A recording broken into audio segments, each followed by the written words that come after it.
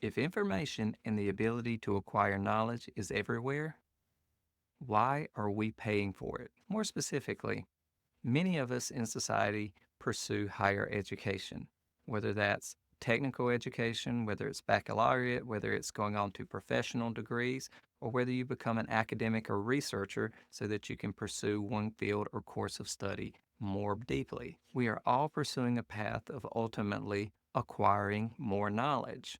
And if our purpose behind that is to achieve an objective, that is to get a job or to be able to use that information towards a goal, that is understanding something or creating something, whatever the means or purpose, we generally have to give up something for that education. And the two most notable things we give up in order to acquire that knowledge or information, that is to attend school, we give up time and we give up money.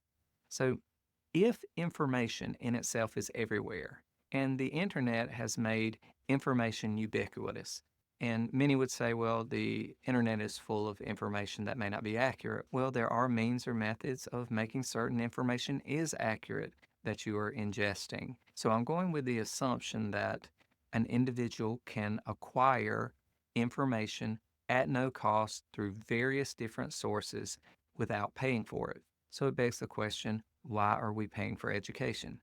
Well, in previous videos, we've talked about the benefits of pursuing higher education and how it relates to the job force and what the expectations of employers are, and the signaling function that happens by obtaining a degree. So employers default to individuals who have obtained higher education and have a degree to show for it, and thus these individuals have an advantage when it comes to one of the primary objectives we have as individuals, and that is pursuing a career path or being able to provide for our needs by performing a job or delivering value to others. But we've also talked about in other videos that people acquire knowledge or information for a variety of different reasons.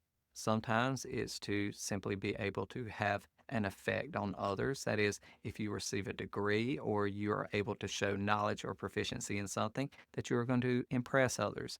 Sometimes we use knowledge or information to achieve a task or goal, and other times we simply want to understand how things work. So there are various reasons that people pursue acquisition of knowledge or try to acquire more information, and those different reasons will affect why we pursue higher education.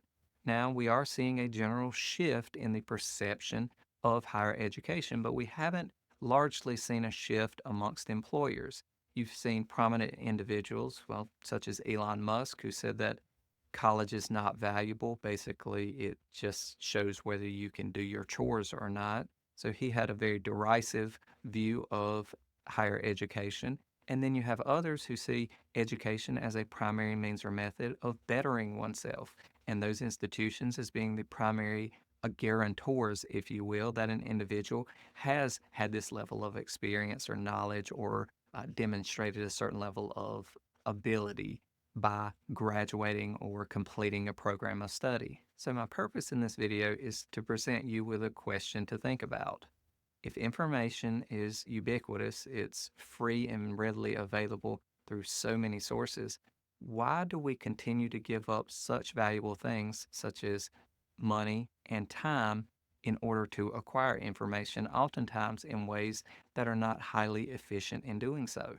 And I challenge you to think beyond what we've pointed out in terms of, well, it's the only path to get to certain career objectives or goals. Look towards the other reasons that we acquire knowledge or information and what is the effect of acquiring that knowledge or information.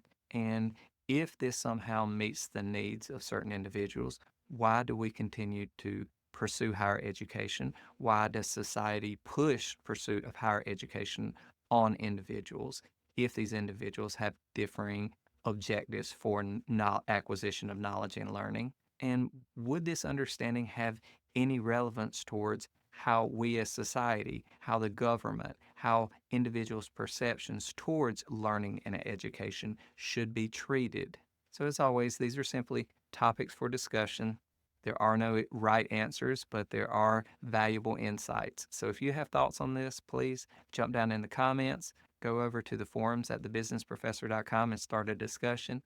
But regardless, I hope to see you around the platform soon. Till then, take care.